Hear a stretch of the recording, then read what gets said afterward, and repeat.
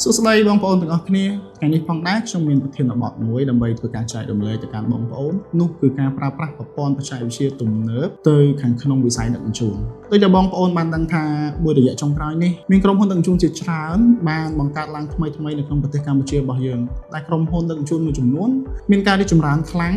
ដោយបាននាំមកនៅប្រព័ន្ធបច្ចេកវិទ្យាទំនើបក៏ដូចជាមានការបង្កើតនៅ app ទូរស័ព្ទដៃដើម្បីធ្វើការជាមួយនឹងអតិថិជនបានយ៉ាងល្អប្រសើរប៉ុន្តែក៏មានក្រុមហ៊ុនដឹកជញ្ជូនមួយចំនួនទៀតមិនទាន់បានអភិវឌ្ឍខ្លួនបានល្អប្រសើរដោយបានបង្កើតនៅ app ទូរស័ព្ទដៃក៏ដូចជានាំនៅប្រព័ន្ធបច្ចេកវិទ្យាទំនើបមកប្រើប្រាស់នៅឡើយទេដោយពួកគាត់នៅប្រើប្រាស់ manual operation ដែលពួកគាត់តែចំណាយបុគ្គលិកដើម្បីធ្វើការជាមួយនឹងអតិថិជនមកតង់ទៀតដូចនេះសម្រាប់ការធ្វើ manual operation គឺអាចនឹងបង្កនៅផលប៉ះពាល់មួយចំនួនក្នុងកំឡុងពេលធ្វើប្រតិបត្តិការដូចជាទី1ពិបាកក្នុងការតាមដានទំនិញសម្រាប់ក្រុមហ៊ុនដែលមិនមានប្រព័ន្ធតាមដានទំនិញបានត្រឹមត្រូវនោះទេអតិថិជននឹងមានផលវិបាករាល់ពេលដែលអតិថិជនចង់ដឹងពីព័ត៌មានទំនិញរបស់ខ្លួនត្រូវធ្វើការទំនាក់ទំនងមកកាន់ក្រុមហ៊ុនហើយត្រូវចំណាយរយៈពេលរងចាំទម្រាំដឹងពីព័ត៌មាននៃកញ្ចប់ទំនិញរបស់ខ្លួនទៀតផង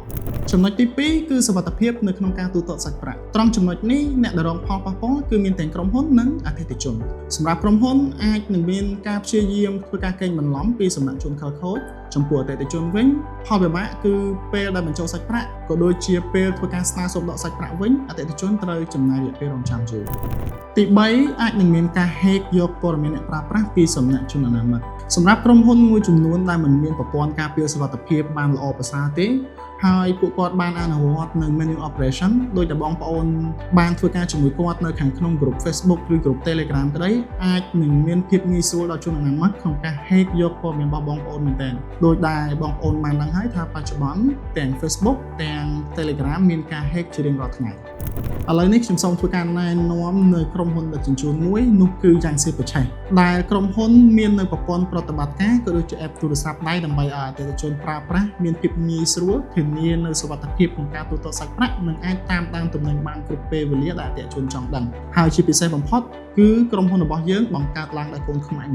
100% ជ្រើសរើស app យ៉ាងស៊ីបឆេះក្នុងការដឹកជញ្ជូនខ្ញុំធានាថាបងប្អូននឹងទទួលបាននូវបទពិសោធន៍ក្នុងការប្រើប្រាស់ដែលមានទំនុកចិត្តនិងសុវត្ថិភាពខ្ពស់បំផុត